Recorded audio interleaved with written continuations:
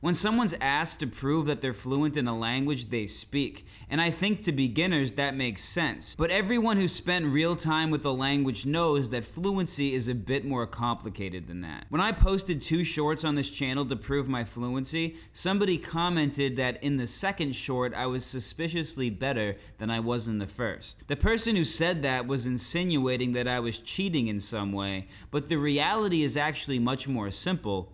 I was drunk. What's going on, guys? My name's Nick. I'm the creator of Lengualytics and a fluent speaker of the Spanish language. And if you've watched this channel for long enough, you know that I believe the only way to become fluent in a language is by taking in massive amounts of input from that language at a level you understand. To people who don't have experience speaking a second language, the relationship between understanding and speaking is mysterious. And that's what creates misconceptions around what fluency actually is. Fluency is related to speaking, but only at a surface level. Speaking is a product of fluency, it's not fluency itself. When you take in hundreds and thousands of hours of input in a language, your brain builds something. It builds a pattern recognition system, a machine that maps sounds to meaning. It's the thing that allows you to hear a sentence in your native language and just understand that sentence automatically. And this machine isn't rational. It's not a list of grammar rules you store in your head,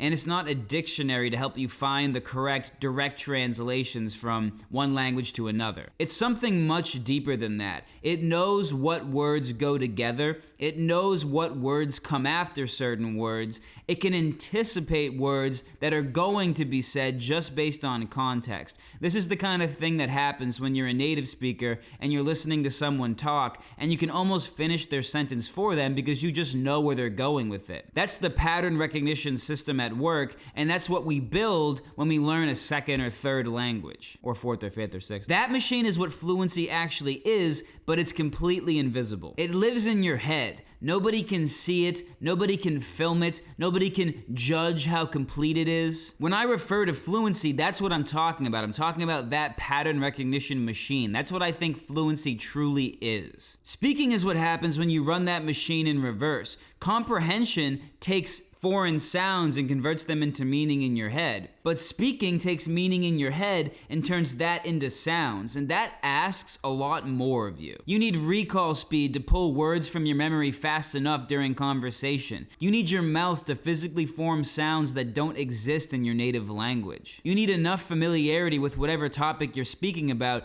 to not hit a wall mid-sentence. So when someone's watching you speak, they're not necessarily seeing the machine. They are seeing the machine, but it's through a fog of other independent variables. And on any given day, any one of those variables can make the machine look worse or better than the machine actually is. For instance, when I'm drunk, I tend to sound more fluent than when I'm sober because a lot of mental pressure is alleviated. You're not as self-critical and you're not analyzing yourself in real time. Any number of things can affect how fluent someone sounds day to day. Here's the part that confuses people that haven't learned a second language. Building the machine, the pattern recognition system that actually understands the language, that's the hard part. That's the thing that takes hundreds and thousands of hours. That's the real time investment of language learning. But learning to operate the machinery, like getting your recall speed up, being able to form new sounds with your mouth, and even just getting comfortable speaking the language in general, those things are relatively fast. If the machine is already built, you're just learning to operate it. And I don't want to make it seem like that takes no time, but compared to how long it actually takes to build that pattern recognition machine by taking in input, it isn't that much time, relatively. It takes a lot less time to operate the machine than it does to build it. And I see this play out in myself all the time. If I haven't spoken Spanish for a good amount of time, like 1 or 2 weeks, it does take a bit of effort to get the machine back up and running. It might take me 5 minutes of warm-up time to get my speaking back on track. But if I'm always speaking Spanish every day, my Spanish feels hot. I feel like I can just switch between languages no problem. Honestly, it's almost like a pull start on like a gas mower or some gas-powered thing. You have to like pull it, and like in the first few pulls, it's kind of not working, and then you get one good pull in after your third or fourth or fifth pull, and the machine starts. That's kind of how I feel speaking is in relation to fluency. I just went to the city to see my friend who happens to be bilingual, And the first thing he said to me in Spanish had grammar errors, but then later that same night he was speaking normal, fluent, native Spanish. So this phenomenon doesn't just happen with adult learners. This happens with bilingual people, people who grew up speaking two languages. If we treat fluency like speaking, we'd have to say that my friend wasn't fluent earlier in the day, and then later the same day he was fluent, and that just doesn't make sense. Imagine telling somebody you got fluent in 1 hour. It would be kind of surprising. So when we talk about fluency, we're clearly not talking about our day-to-day ability to speak. We're talking about the machine underneath, the thing that was there even when my friend's first sentence came out wrong. So if speaking is this unreliable, why does everybody use it to measure fluency? Because it's the only part you can see. You can film someone speaking, you can put it in a short, you can judge every word they're saying. You can't film somebody understanding. Nobody's gonna watch a video of me sitting on my couch comprehending a podcast. In my opinion, your fluency is like an iceberg, and speaking is just the tip. It's just that surface level part. The only thing that people can really see is there. Given what I've said, a natural question is, well, when should you start speaking? If speaking doesn't build the machine, how does it factor into language learning given how important it is for actually using the language? I would say start speaking whenever you want, but speaking practice is not the same as just speaking. If you need to speak early, speak early. I was speaking at 100 hours out of necessity. I never spoke to practice, I spoke because I needed to speak. I've already made a video about the difference between speaking and speaking practice, so I won't go into it much here.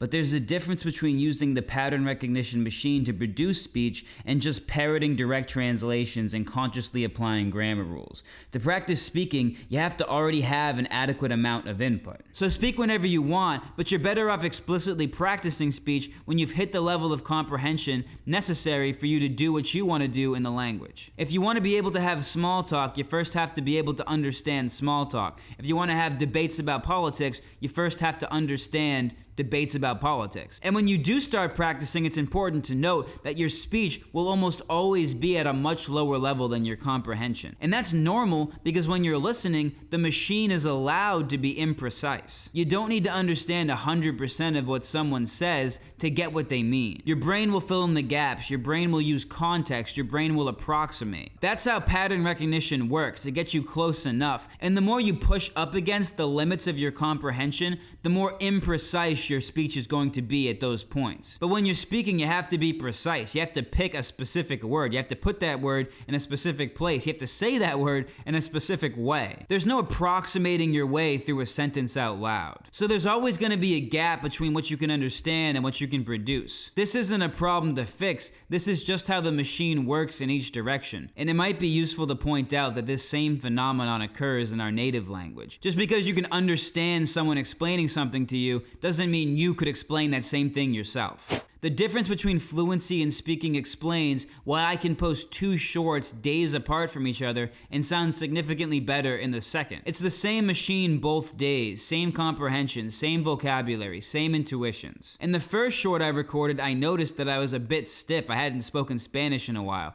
But then the second short I recorded, I was drinking and I read a message on my phone that said in the first short I was like reading some script and lying to everybody. So in that short, I was drunk, and I was more speaking from the heart. It was much more reactive. Also, I had something to talk about, which also helps. The reason I care so much about input on this channel is because I believe that it alone is the growth lever that unlocks fluency. Speaking is a byproduct of fluency, and it might take some time for you to improve your ability to speak, but it's a fraction of the time it takes to take in enough input to actually make fluency possible. So when I'm talking about building fluency, I'm talking about taking in input. And if you're looking for the best place to find comprehensible input at your level, I recommend checking out my website Lengualytics, where I host a user-sourced library of comprehensible input content. The link is always in the description. Like the video, and I'll see you in the next one. Thank you for watching.